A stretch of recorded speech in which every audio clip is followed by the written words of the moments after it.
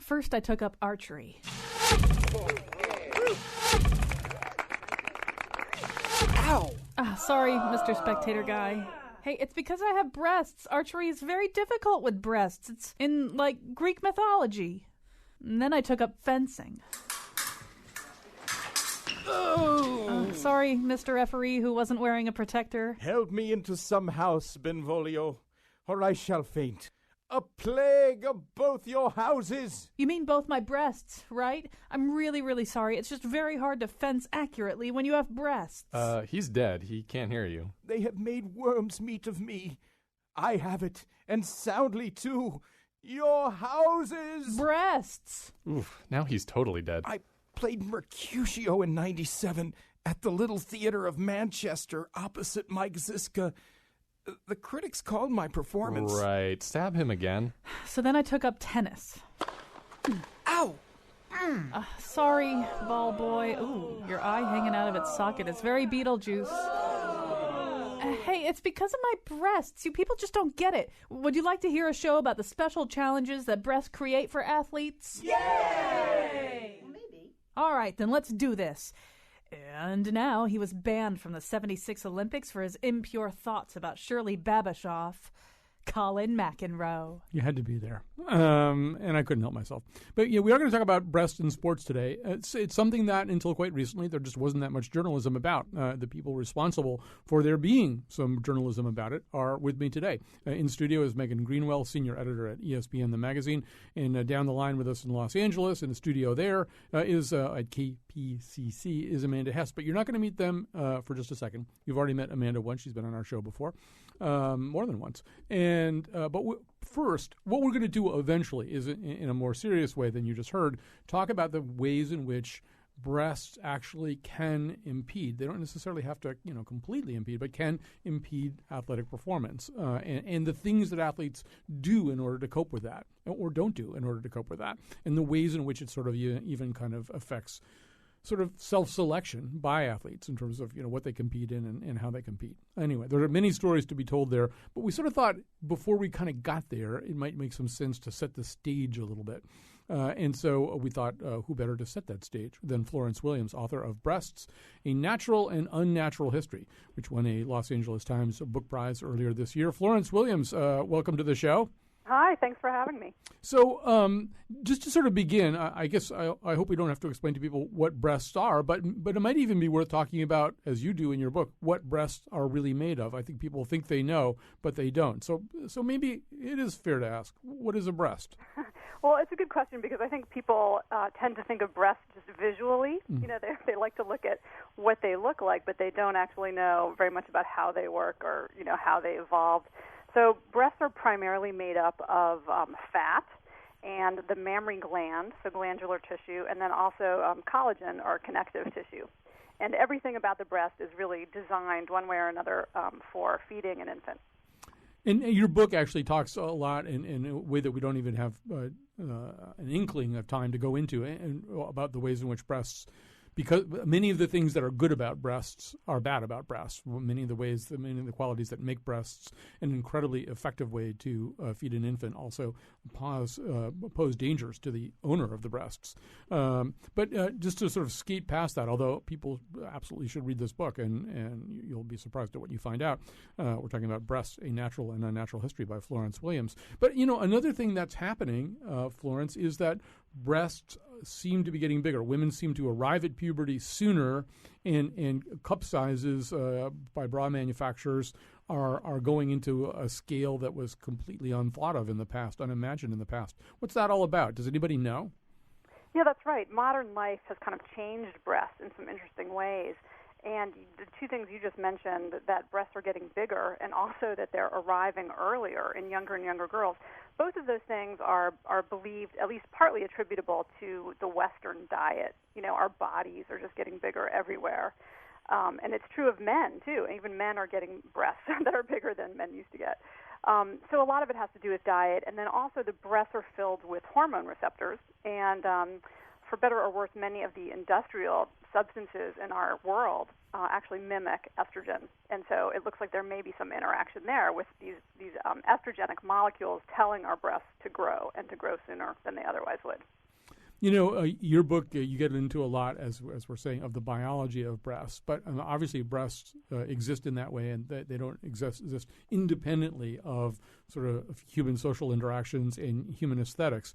But it's not the case that our understanding of what the perfect female body type breast-wise is, assuming the word perfect should even ever be used, it's not a stable thing across time, right? I mean, attitudes and ideas about what breasts should and can be have varied a lot across the centuries. Yeah, that's right. And it's actually something that anthropologists have been very interested in. They've been interested in breasts, and they've wanted to know, why are breasts different in humans from in every other mammal?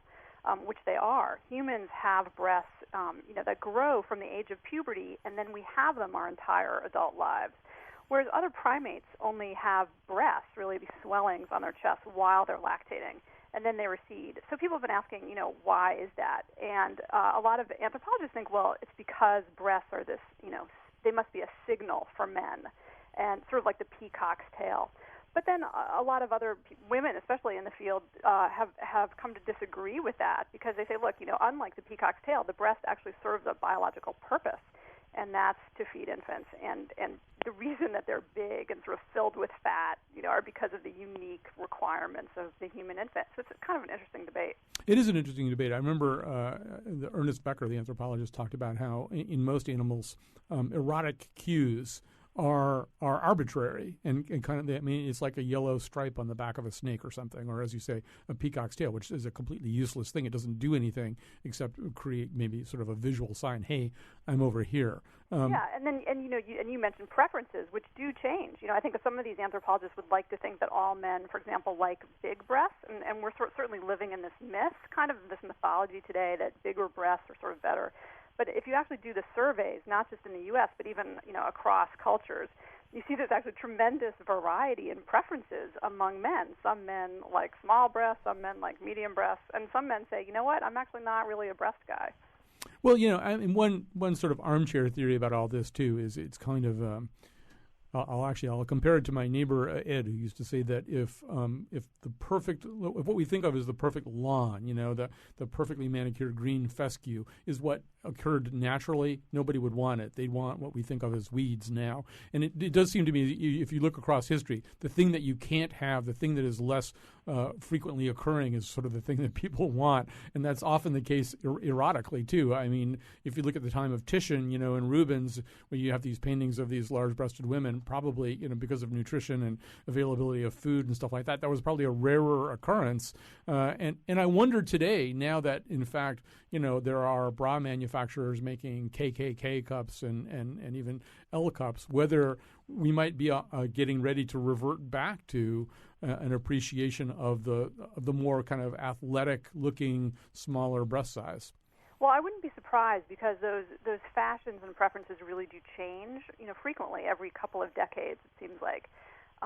So it's possible that we'll sort of revert to this, sort of twiggy era where small breasts and, fewer curves, I guess, were sort of desired, or even during the flapper era, too, in the 20s.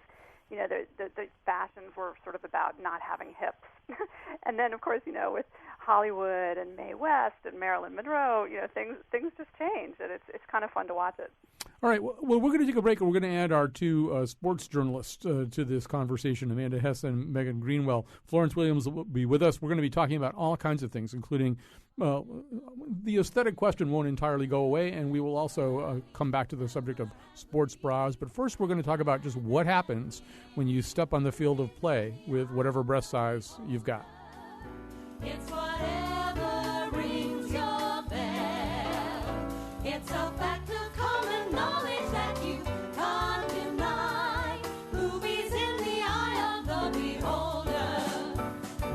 Anything you name it goes. All right, we're back, and as we get through this into this conversation, I hope that you will feel free to call in 860-275-7266. We'd love for you to be part of this conversation, whether it relates directly to your own experience as maybe a woman who's been in sports and has encountered some of the phenomena we're going to be talking about here, or just as an observer, 860-275-7266. You may tweet us at WNPR Colin. I'm going to start out with Megan Greenwell, senior editor at ESPN, the magazine. Part of the reason that we're having this conversation, part of the reason that some of the writing and research that was done is because ESPN has a regular issue called the Body Issue. Tell us about the Body Issue. That's right. So the Body Issue runs every July. It's the biggest issue of ESPN, the magazine, in terms of circulation and also in terms of page count. And the idea is, the highlight is the beautiful photography of nude athletes tastefully posed. But it's also a chance for great articles around issues surrounding the body. We often don't consider the physical body ramifications of sports.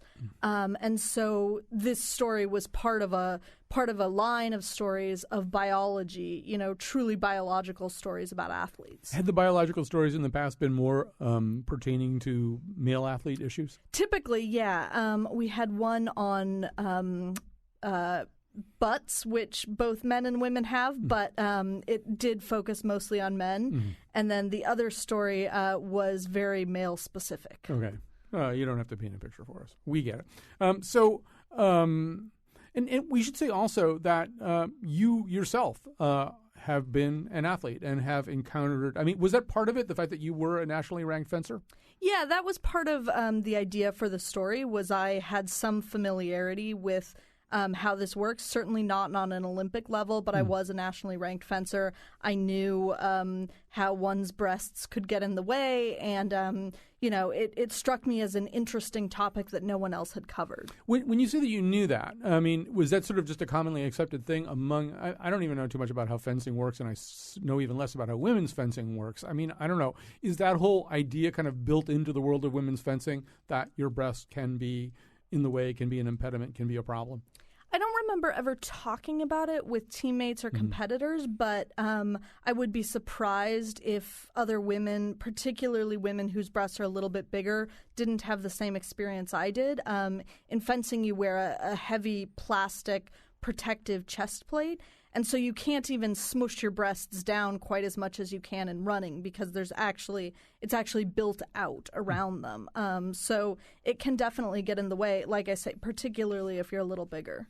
All right. Enter journalist Amanda Hess, who tackled all this. She's been on our show about other topics as well, but she's the one who wound up talking to a lot of athletes about this. Amanda, first of all, overall, I get the feeling that when you started talking to women athletes about this, they were glad to be talking about it, and it was sort of something that they were very aware of, maybe talked about among themselves, but hadn't really shared that much with the outside world. Do I have that right? That's right, and I was relieved to find that was the case. When we started this story, the way that people were sort of talking about breasts and athletics was mostly as a sexist joke, along the lines of, you can't compete like the boys because your boobs get in the way. And so I was a little bit scared to start talking to athletes and actually ask them, so do they get in the way? But what I did find was that every athlete that I spoke to, no matter what her breast size was, or the sport that she competed in, did have a story to tell about how she deals with them. Well, give an example. For example, in tennis, there are a lot of different body types, and Serena Williams famously has a very voluptuous body type. But you even talked, I think, to one tennis star who got breast reduction surgery, right? I actually didn't speak with her, but she had done many interviews on this subject. Yeah. I reached out to her, and I think she was sick of talking about it. But she did get a significant breast reduction while she was sort of in the public eye and competing. After she did that, she rose in the ranks very swiftly. But it's sort of unclear whether that's because her boobs are smaller or just because she's a young tennis player who's getting better at her game. But there is a surgeon in particular, I guess he's out in California, who kind of specializes in this for athletes, right? Right. His name is Dr. Grant Stevens, and he specializes in breast reductions generally. So he's mostly seeing women who have felt basically their whole lives since puberty that they can't really live their lives fully because their breasts are too big, so they have trouble moving, they have trouble exercising. But he's also then encountered some college athletes, some professional athletes who have gotten breast reduction specifically for competition. You know, as we're talking about this, too, I want to circle back and with Megan for a second, too, because one of the complexities here is that it is in just the way that Amanda was saying before. She was saying that because, in fact, whenever this had come up in the past, it had come up in kind of a raucous, locker roomy way. I think Ben Wright was the guy, the golf commentator, who got in a lot of trouble. I mean, he was sort of saying almost exactly what we're saying now, right? He was saying, I mean, he may not have said it in the best possible way, but he's basically saying what we said now, that golf is harder for women because you have these things that get in the way. That's right. Ben Wright was part of the reason I got interested in the story, because I heard about this, just this past year, long after it happened. And what he said in an interview was women have a handicap in golf because their breasts get in the way.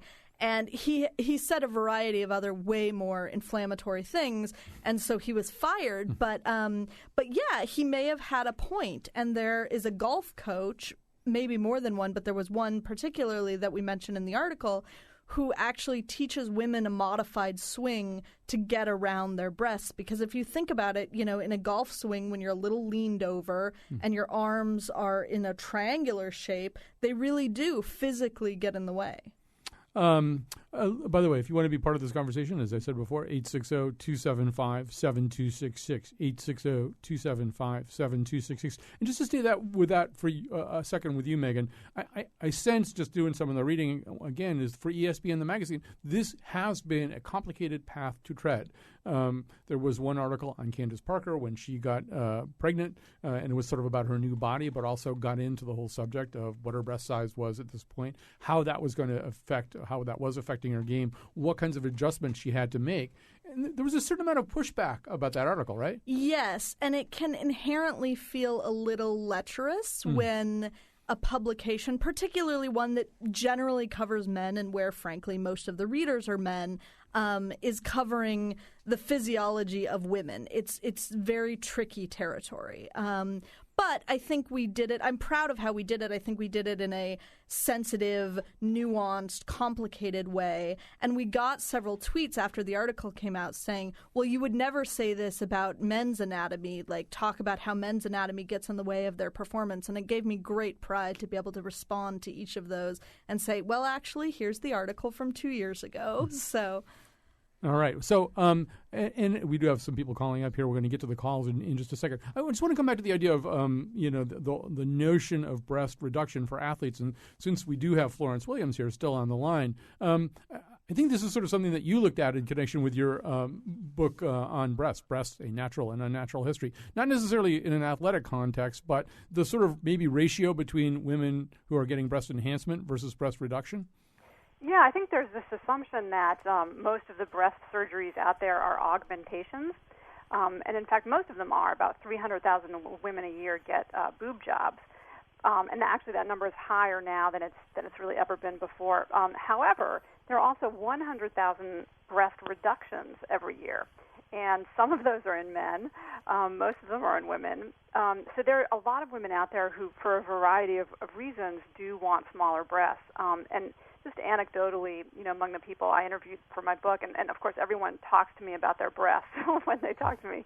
But I did sometimes hear sports come up, that they wanted to feel more comfortable, jogging or playing tennis or whatever it was they were doing, and they felt like these big, heavy breasts, which actually can be very heavy, got in the way. Yeah, and this is a point worth pausing over for a second, Amanda, because, in your journalism, and we were sort of talking about this before going on the air, too, there's a distinction worth making anyway, between how breasts will affect your game when you're really at the top of your field, when you're a competitive Olympic athlete, or when you're attempting to play sports at the very top of the collegiate or pro levels, and how they whether or not they should affect your participation in sports if you have large breasts. But as she's suggesting, as Florence is suggesting, even for somebody just doing average kinds of sports, it's it can in fact introduce a certain level of discomfort. Right, and I spoke with a group of researchers about that issue. They are focusing specifically on really sort of normal, everyday exercises. The field is really focused specifically on running. So what they do is put women on a treadmill. They run braless. And they put a camera on them. And they're running at a pretty moderate speed and then sort of tracking how their breasts move at that speed. And it has a huge effect. But if you were to speed them up to a world record pace, I can't even imagine how the size and the movement of the breasts would affect that. The faster you go, the larger your breasts are, the more they're going to move, the faster they're going to move, and the more significant the displacement of the breast is going to be when it bounces. All right. Our number 860-275-7266. We've got some calls coming in here. Catherine from Greenwich, if you just hang on for a second, she's got a really interesting point to make about ballet dancers, which are not exactly athletes, but will fit right in with what we're going to talk about when we get to gymnastics. But before we do that, let's talk to Gay from West Haven. Hi, Gay. Hello. You're on the air. Thank you. I just wanted to bring up the point that breast reduction can be by essentially force majeure as well. I'm a breast cancer survivor, and one of the things that they encourage after surgery is that you get more exercise, but frequently you wind up with mobility issues and limited use of your arm. And one of the things that has helped me a lot is the overhand motions that you get with tennis or with fly fishing and that sort of thing. And I was wondering if your guests could speak to that. I don't know if any of our guests can speak specifically to that. I would also assume swimming would be great for that, too, as well. One thing that I would say, particularly since you're a survivor, I would definitely encourage that you read Florence Williams' book, which really will, if you haven't read it yet anyway, it sort of talks a lot about sort of how we got to this point anyway. I don't know, Florence, I don't know whether you had anything in particular you would want to say back to what Gay's talking about. Well, I think it's kind of an appreciated side effect of breast cancer, that it can be very painful after mastectomy and after surgery, and it can be difficult to participate in some sports. But I think you're right that those sports that emphasize arm movements can be really helpful. In fact, where I live in Washington, D.C., on the Potomac River, there's actually a team of canoe racers who are breast cancer survivors. And they find that canoeing motion, is also really, really great for working with those problems. As long as we're talking about breast reductions and breast cancer and breast surgery, one of the first weird places that my mind went to when we first started talking about this, because I'm a classics geek, was the whole notion in Greek mythology that the Amazon warriors would actually remove in some accounts, burn away their breast so that they could draw the bow better. But Amanda, you did look at the actual competitive sport of archery to see, obviously that's mythology, but you looked at the actual competitive sport of archery to see whether in fact, once again, there's any issue there, whether in fact women experience any disadvantage if they have breasts that get in the way. I did, and most of the athletes I spoke with, even in the case of golf, were able to find a workable solution to get around their breasts. But archery was one of the cases where it really seemed like a tough nut to crack. The archer, Kristen Braun, who I spoke with, had this dilemma where in order to clear her shot around her breast, she needed to anchor her shot further away from her body, but that diminishes her power and her consistency in the shot. So that was one case where she's still trying to work on something that really totally eliminates the contribution of her breasts, and she hasn't found a solution to that yet. Just to sort of veer away from performance, and we're going to get back to performance, but, just to go back to Megan Greenwell for a second, all of this, as we were saying before, all of this kind of gets filtered through several different angles in one prism. There's the sheer issue of performance, and then there is the issue of perception. We have, in fact, we were talking before about the Romanian tennis player who had a breast reduction, partly because she was having, I think, some back issues. But some of her quote unquote fans were protesting that. There are, in particular, guys who relate to women in athletics the way that they relate to women everywhere else. And whether it's that player or Serena Williams or Anna Kournikova or a whole bunch of other tennis players or women in golf. I mean, this constantly kind of comes up the other way, right? Yes, and a lot of the way female athletes get talked about on the internet, thank you Bleacher Report, is, hottest women athletes, which has a lot to do with the size of their breasts. And so when Simona Halep had this reduction surgery, which she explained as a performance issue, hundreds, if not thousands of people, I forget the exact number, signed a petition saying, please don't have this reduction, as if, their opinions mattered. And I think that's really the interesting tension here, where this very overt sign of femininity comes up against what you think is best for your athletic career. It's a really tough decision to make, I think. And for some women, too, I mean, it's for some women athletes, it's been, I don't know how to put this in the right way, but I mean, for somebody like, say, Katarina Witt, I mean, part of her mystique and her appeal is that unlike a lot of figure skaters who tend to be, very, very small in every possible way, because you got to do all these twists and jumps and you got to get airborne and stuff like that, she would be one of the few examples of a pretty curvy figure skater. And she hasn't necessarily really downplayed that either. No, that's right. And she certainly sticks out for that reason, as does Serena Williams. And Serena Williams has been very proud of her body and has never tried to downplay it. But she has certainly taken as many people as say she is beautiful because of her curves. She also gets called fat on the internet an amazing amount, and she's literally the greatest female athlete in the world.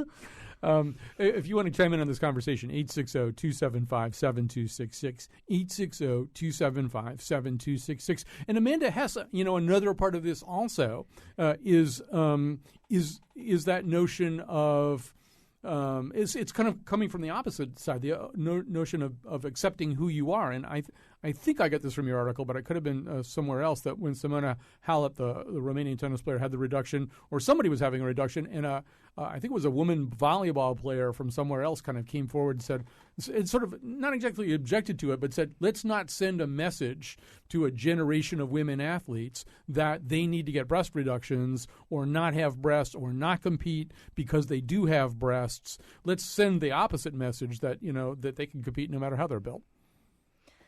That's true. And one of the things that I found in researching the science around how breasts, and particularly larger breasts, affect people physically is that along with sort of physical reactions like back and neck pain and rashes and carpal tunnel syndrome and spine disorders, women who have large breasts also disproportionately suffer from low self-esteem and anxiety. And a lot of that is sort of all of these mixed messages that they get about their breasts, which is on the one side, large breasts are good because in our culture, we like to look at them. And on the other hand, when women are exercising, they don't want their bodies to be seen as these erotic cues. They want them to be sort of athletic instruments. And so that's something that when puberty hits, young athletes have to deal with, and it affects them mentally and physically as well. Feel free to join this conversation, 860-275-7266. We're going to get into the whole issue of gymnasts who are, I think, in a somewhat special category, but we didn't even really think about this as we were preparing the show. They do have at least sort of cousins in the world of ballet. Catherine from Greenwich is on the line right now. Hi, Catherine. Hi, Colin. So talk about that. Yeah, I just wanted to include dancers in your conversation because we actually are athletes with pointed feet. I think the overall aesthetic selects for a thin body type. I had not known too many dancers in my career who were curvy. Generally, the aesthetic, the body type, what works best for all the jumping and turning and lifting is a thinner, leaner body type, as well as, just all the hours performing and stuff keeps you quite thin. So I don't know if it's that it self-selects, but certainly if you had big breasts, it'd be very, very difficult to perform all the jumps and things that you have to do. So, yeah, probably at a certain point anyway, if you're a little girl and you're interested in dancing and you're going to the classes and your body starts to develop, it does seem as though probably there are ways in which nature is going to send you a message like, well, there's just an aesthetic here and a performance issue that you don't fit all that well. For sure. I mean, you might not be the curviest in high school, but you can really dance. It's certainly, you find your spot, and it just seems to work that way very well. So I don't know if ballet dancers have sort of figured that out, or if the aesthetic calls for it, or which came first, or maybe there's more jumping that requires the body type. But, certainly that seems to be mostly the case across the board. All right. Well, let's go from there to gymnastics. Amanda, obviously gymnastics really are, I mean, there almost can't be a Serena Williams in gymnastics. Talk a little bit about what you found out about that field. Right. So gymnastics is the sport where not only are small breasts valued, but basically a lack of breasts is valued. So when I was speaking with gymnasts and people who have written about them, what I found was that, that sport really valorizes a girl's body. So if you have a woman's body, you're not going to be an elite gymnast. To the point where gymnasts will take measures to make sure that they do not develop into a woman while they're competing.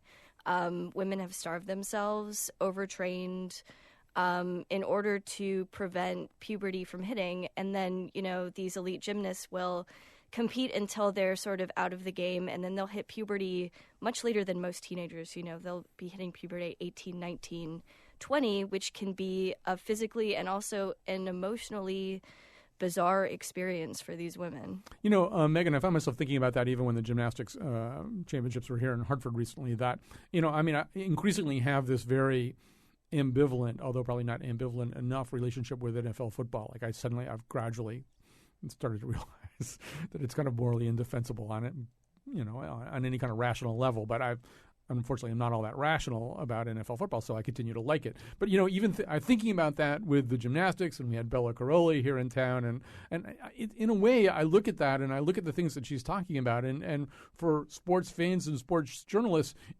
you are taken aback a little bit. There are a lot of things that people have to do to train for sports, and in football they do weird things, including put on way too much weight and develop man breasts and risk diabetes and stuff like that. But this does seem to have some pretty significant health issues attached to it. Yes, and I appreciated Catherine's point about self-selection and people finding their niche, but there's also it can veer too far in gymnastics and related sports into,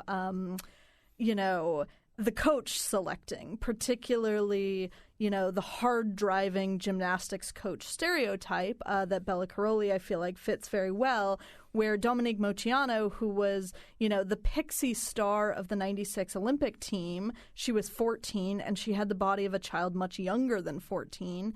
And she said she wrote in her autobiography that, she longed for breasts because she was a teenage girl and everything else fed to her by society was this is a good thing to have. And on the other side, she had coaches literally, going through her bag searching for treats to make sure she was going to stay this 85-pound, maybe less, little pixie type. And so it can get dangerous, quite frankly. There was a book that is quoted in the article called Little Girls in Pretty Boxes about gymnastics and figure skating. And some of the stories in that book really horrified me. I mean, it can really quickly become abusive.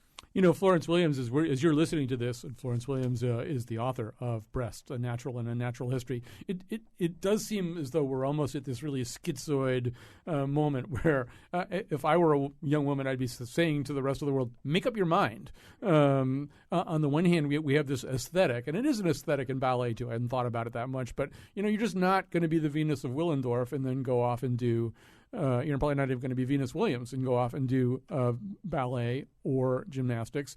And you might incur some significant health risks or wind up kind of on the anorexia or bulimia track as a result of being part of this world. And then the rest of the time you're being bombarded with messages that your breasts aren't big enough. Yeah, I think that's true. I think to be a growing girl in this culture is to be bombarded with all sorts of opinions, about your body. You should look this way, you should look that way. Certainly I think the majority of the pressure is right now for big breasts and for breasts that look sort of anti-gravity because that's what girls and boys growing up see on the internet.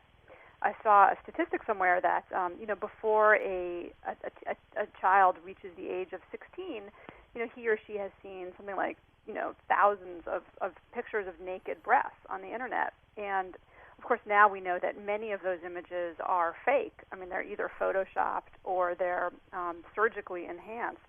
And so it definitely sends a really difficult message, I think, to both boys and girls, what to expect the human body look like. And I think it's really, it's tragic, really. And I think that parents and educators have a really big challenge ahead of them, in sort of making sure that both boys and girls kind of appreciate the natural variation in the human body and appreciate it for more than just what it looks like, but for what it can achieve either in sports, or in, motherhood, for example. Well, and this raises an interesting point, Megan. And, a few years ago in the body issue, can't remember what year it was, but you, of course, do know, Diana Taurasi, the incredible UConn basketball player, was posed nude for the body issue. And it wasn't...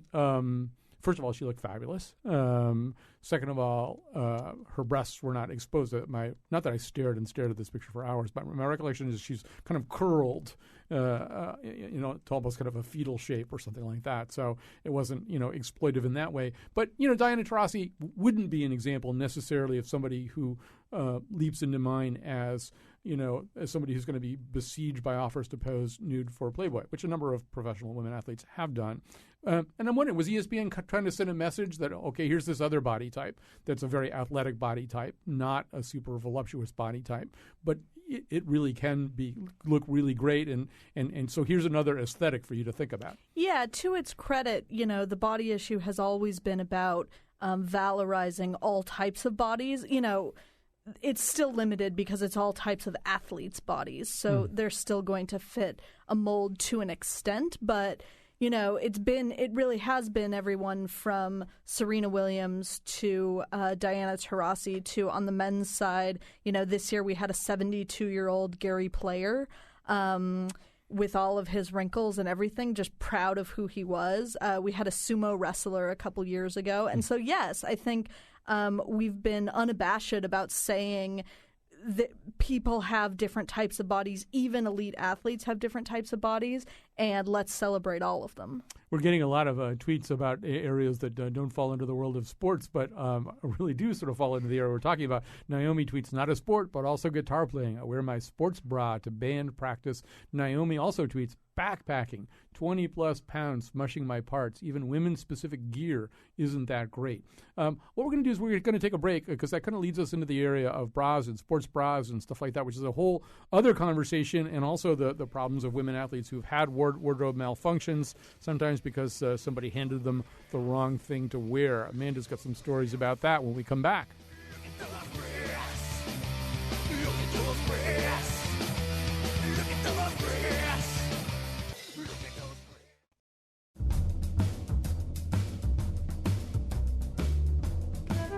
Do you realize the effects breasts have in the sport of curling?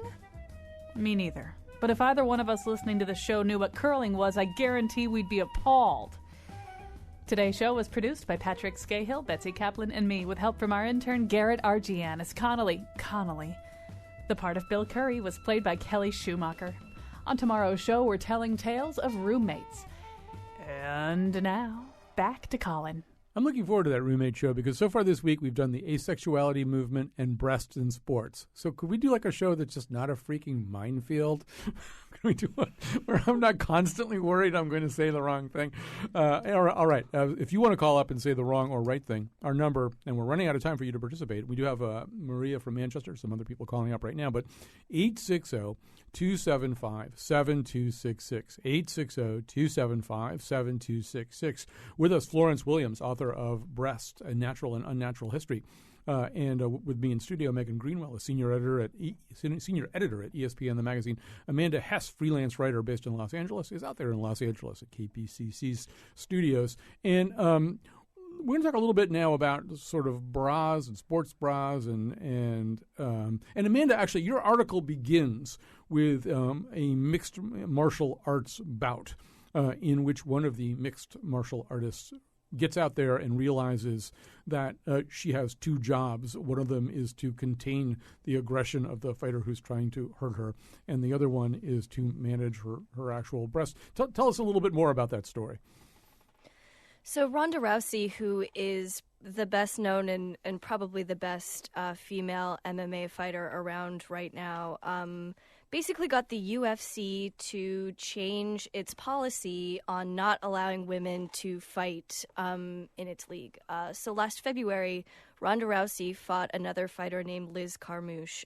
It was the first female fight of its kind. But when they got into the ring, Ronda realized that her handlers had handed her weigh-in bra, which is this very light bra that she wears in order to make sure that it's not affecting her weight before the match, instead of her fight bra, which is obviously, a lot more formidable to sort of keep everything in place while she's trying to, bash somebody's head in. And so what ended up happening was Liz Carmouche jumps on her back, is strangling her. Ronda Rousey is trying to get her off, but at the same time, she feels this tiny bra sort of slipping down her body toward the mat. And so what she has to end up doing is peel this human off of her back, but at the same time move her bra to make sure that she does not have a wardrobe malfunction in this historic fight. Throughout your article, there were some stories that were a little bit similar, where it felt like this is a pretty essential thing to get right. If you're a woman athlete and you're going into some pretty important contest, it's an important thing to get right. And the people around these women seem not to have made sure. I mean, in this situation, as you say, this mixed martial arts athlete was handed really the wrong bra, a non-sports bra, about to go out there and basically put her life on the line in this crazy sport. There was another story, I think it was in your article, about a long-distance runner, 5,000 meters, something like that, who also got out on the course with absolutely the wrong bra and spent an incredibly long haul. Well, I mean, it was like a wardrobe malfunction for thousands of meters, right? Right. And in a sense, it's unsurprising that these sports and sports in general, which have been extremely male-dominated, still don't know how to deal with women, and they don't really know how to equip them. Megan Greenwell, maybe you could say a little bit about that, too, because, I mean, in the world of sports bras, there are sports bras and then there's, really great sports bras, right? Right. So we didn't write about sports bras particularly, except for the wardrobe malfunction issue in the piece. But afterward, I started getting all of these tweets from people about their favorite sports bras and ended up on all these Twitter chains and email chains about the best sports bras. And I learned so much about the science behind it, which is like your typical $9.99 sports bra from Target really just flattens your breasts slightly. That's all it's meant to do. As you go up the chain, and I ended up buying a $68.99 sports bra, it separates your two breasts more like a regular bra and also compresses them, which restricts side-to-side motion, which is what they really recommend for athletes or even, casual joggers with larger breasts. And they're hideous. I have to say, all of these sports bras are so, so ugly.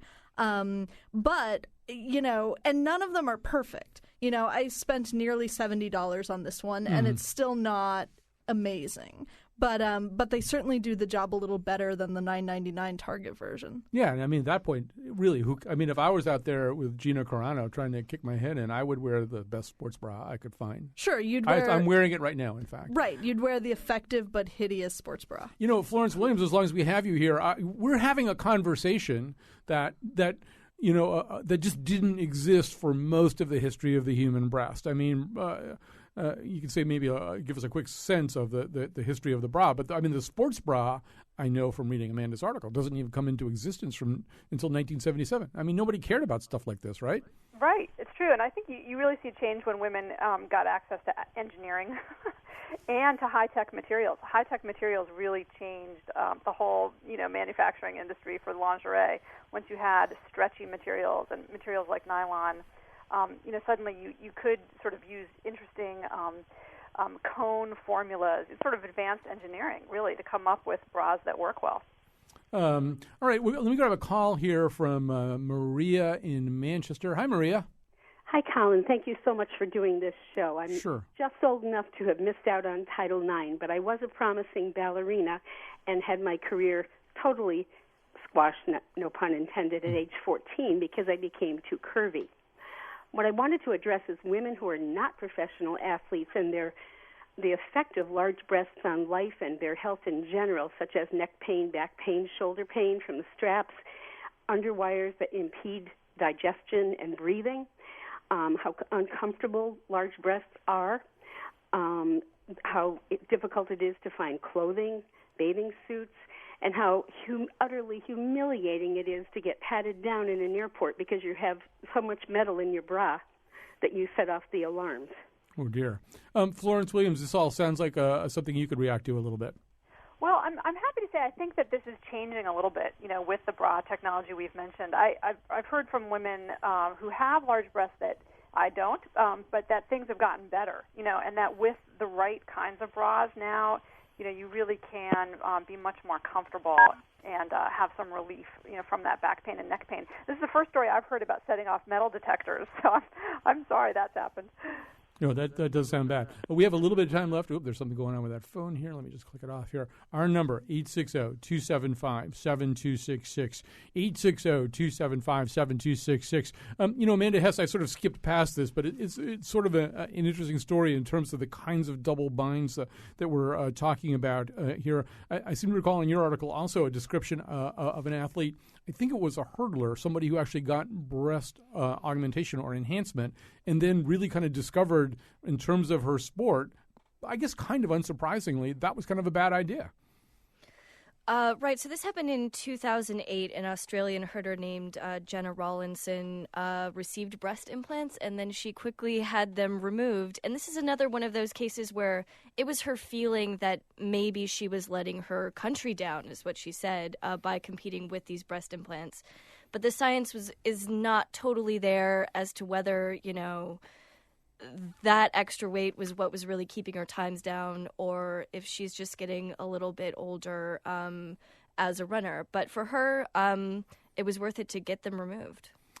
As we're sort of winding down here, Megan, I assume this is sort of an ongoing conversation at ESPN, the magazine. The degree to which, it's something that as adult Americans we're so bad at, the sort of separating out the sexualization of women and their breast, and I have to say, on the other hand, as a UConn basketball fan, a UConn women's basketball fan, I encountered relatively little of that. For the most part, people men who are fans of the women Huskies tended to sort of just look at it in terms of basketball. I rarely heard people talking and really, drooling in the way that they do over Maria Sharapova or somebody like that. But I assume it's just kind of an ongoing struggle, too. Work all those things out.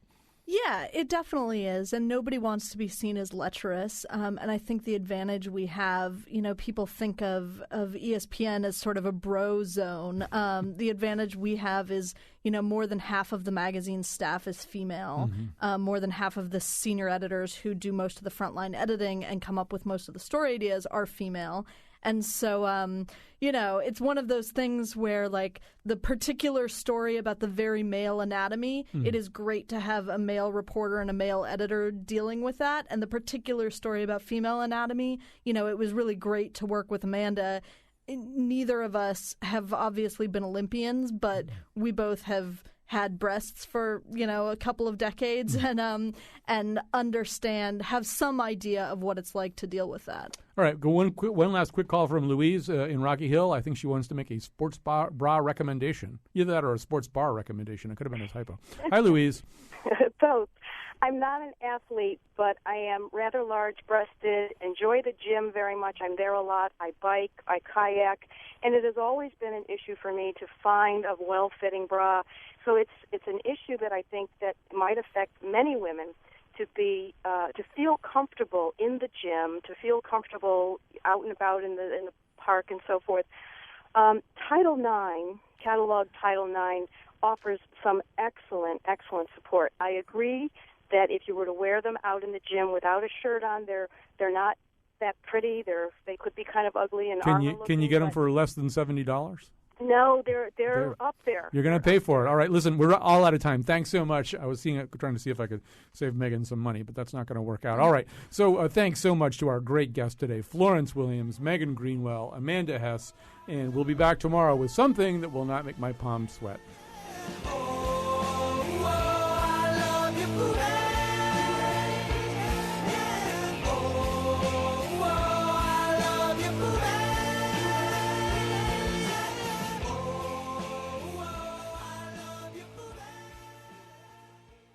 I'm Kyone Wolf, and to improve my golf game, I've had my right breast augmented into a driver. 4! Yes.